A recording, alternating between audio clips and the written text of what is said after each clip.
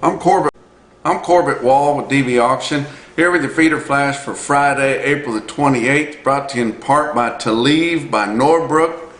Unbreaking news, Taleve delivers the same fast, long-acting, broad-spectrum activity you expect from a telithromycin injection exclusively in plastic bottles, so you don't have to worry about them breaking on you. For more information, go to norbrook.com. It's a waiting game. Everybody in the cattle business is kind of waiting here at these all-time record prices for fed cattle, although they are dwindling here against fundamental nature there. But the cattlemen are waiting for the June live cattle contract to come up a little bit higher here. They are enjoying the basis there, but they know they're going to lose all their market position if they decide to jump for that basis. But it was up 62 cents on Thursday and starting to creep up there, getting at least kind of in the neighborhood of where they might be selling some cash fat cattle. Cattlemen are also waiting for the packers to get even more hungry and not be having any blood on the floor. And they're getting close there, and it's the time of the year where they need a lot of product. So they're trying to wait them out, but likely won't have much luck there. Your packers are waiting for higher market-ready supplies, or heavier market-ready supplies. They're hoping that they come in mid to late May, but we've been pulling cattle ahead for several weeks here, and I'm not sure they're going to see a big glut of cattle. There's absolutely not going to be a glut of them, but they're just hoping for a few more cattle there, and these cattle feeders will be a little more likely to sell them at the lower prices that they're offering. These cattle feeders are waiting on a corn crop. They got the planters running wide open up there in the northern plains and the Midwest. It's muddy in a lot of spots. A lot of spots still got snow on them. It's causing some flooding coming down the Mississippi River as all that water is running down. But they got a lot of good deep soil moisture, getting some spring rains up there, and likely going to have a good start at least to a good corn crop. And we'll just wait for some timely rains to come later on in the summer. These stockers, the guys that got the cattle turned out, are waiting on some more rain, especially in Kansas. Did see some decent rains in Kansas. The guys in the lower part of the Flint Hills are waiting on a big rain to give them some pond water. There's a lot of places that's the only place the cattle have to drink, and you can't really gamble on hauling water all summer to those cattle, even though they're only out there for 90 days. But a lot of those cattle in the Flint Hills haven't even been turned out yet, and some places won't be turned out upon if they don't get some pond water here pretty quick. That's the end of the month, guys, and our Punchy Pick of the Month finals are over for this month, and we've got your winners here. Starting out with third place, that's Kent Witcher from Cherry Valley, Arkansas. He told his sons to get down there. There was a steer that escaped on them when they were weaning cattle, and he told his boys to go down there and fish one of those steers out of the thickets. They took a forklift down there, harnessed one up there, and brought him back to the pens, and that was his Punchy Pick. That was good enough for third place. Second place, Wade Alnott, or I don't know how you say it. It's Wade Alnott, or Nut, I guess, from Walden, Colorado. He single-hawked a bear there, and he said this picture was a few years old, and I'm not sure that I didn't see this picture on a beer or cigarette commercial back many years ago, but he said it was him. He said he cut the rope and the bear went off and was never seen again, but a little suspect, but an awful good picture nonetheless there for second place.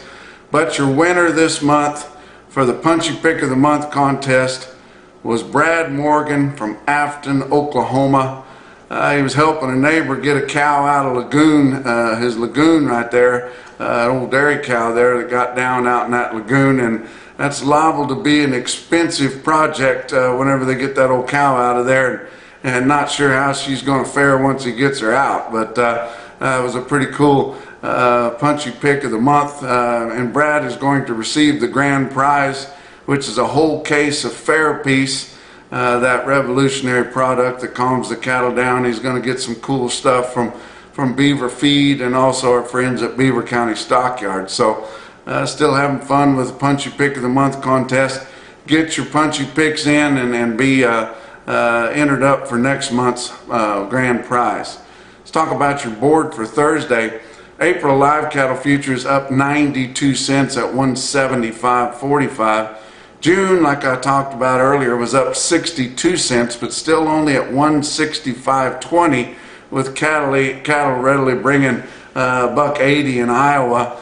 Still haven't sold anything in the Southern Plains, but it's going to be, you know, $8 to $9 higher than what that is for June, and that's where we're going to be at on our spot month here starting next week. Back months on live cattle up a nickel to up 45 cents. April feeder cattle were unchanged at 202.67, and they're settling right in there to mature close to that CME cash feeder cattle index that's running about a day and a half behind your real-time index, which is about a $3 premium to that. But May feeder cattle up $1.25 on Thursday at 211.52. Your back month's up 62 cents to up 192, and that was the farthest month out. So still excellent trading on your way out front feeders there, guys. Talk about your grains. May corn, and this corn has just been dwindling away, guys. May corn down 14.5 cents at 6.27 a bushel. December down 12.75 cents a bushel at 5.30 3/4. May beans down 9.25 cents at 14.26 3/4, and new crop November beans down 11.25 cents a bushel at 12.55 at the end of regular trading on Thursday. Fat cattle trade, we finally started seeing a market established in the northern plains. Up through Wednesday, we still saw the weighted average running right pretty much steady with what we saw last week, but we hadn't sold hardly anything at all, just a few hundred head in the southern plains, and they're running at a pretty big discount, so that's the reason for that. But Iowa sold about 800 head, is all confirmed on Thursday, 26,400 head for the week, so they've been selling some at night, but the only confirmed sales that we saw on Thursday was $1.80 live basis and 282 to 283 on a dress basis. Nebraska had decent sales on Thursday, 6,300 head and 14,000 for the week. Live sales in Nebraska from 176 to 179, which is lower, and dress sales from 278 to 286, which is going to be lower on the average there. Like I said, on Thursday, we didn't see any confirmed sales at all in Kansas or Texas. Pretty admirable for those guys to be avoiding jumping at that basis. They're wanting to hold on to some market position. Packers are playing hardball. The cattle feeders are playing the waiting game, and it's kind of a Mexican standoff down there in the southern plains. Box beef cutout values were higher again, and they just keep going up. Choice cuts 311.07 up $1.83. Selects up 115 at 289.09, and now that choice select spread has spread out to more than $22, which you would expect that right here at grilling season. Your slaughter, 496,000 harvested through the first 4 days of the week. That's 6,000 less than last week, just 1,000 less than the same week a year ago. Your actual slaughter information come back for the week ending April the 15th. Had your average dressed steer carcass weight at 894 pounds. That was back up 2 pounds, but like I said, it's just kind of jostling back and forth depending on the weather, whenever those cattle are shipped, the mud, the amount of tag they got on them, and all that kind of thing. But talk about your feeder cattle market. Your real-time index on DV auction late in the day on Thursday sitting at 205.24. That was up 32 cents. These feeder cattle are just resilient. They've just been coming right back after that hiccup that they saw last week whenever your cattle feeders lost your leverage in the fat cattle arena. But now they're not even paying any attention. They're just going right back. I was at Homer, Louisiana on Thursday morning, gave a presentation there to the LSU field day, and I saw one of my buddies I hadn't seen for a while, Mike Kovac from northeastern Louisiana there. He came along with his son and his grandson and took this picture with them, and sure glad to see them, and they said they enjoyed the presentation very much, and they had a good crowd there at Homer, and was sure glad to be there. Moved on down southeast, coming to you from Orange Beach, Alabama now, coming to watch this disgusting ritual that they call the mullet toss. But I got my good friends Sam Blakeney and Eric Weaver with me. We're going to check it all out this weekend, and was hoping to be here with Blake Rogers, but he's back home up there in Mississippi, sitting around the house and sipping on Bud Light. Let's talk about your big sales on Thursday. Farmers and Ranchers Livestock in Salina, Kansas, 4,200 head for the big sale there. Steers are $5 higher. Feeder heifers were kind of uneven. Heifer calves sold $4 to $6 higher. A stick-out sale in Salina was 57. Steers weighed 863 at 207.50. Winter livestock in Pratt, Kansas, had a lighter run, about 2,000 head there. And the market was higher, but they didn't have a really good test on any one thing. They ranged the trend from anywhere from steady to as much as $10 higher. Got several stick-out deals for you. How about Billings Live and Billings Livestock Commission there in Billings, Montana? They sold 52 steers, weighed 628 pounds at $273 or $1,714 a head. Wow. How about Bluegrass Stockyard South down in Stanford, Kentucky there? They sold some home-raised steers, 59 head of them, weighed 827 at $208.90. Big price for them. My old friend Kenny Wilcox, world champion livestock auctioneer and longtime friend of mine, called me.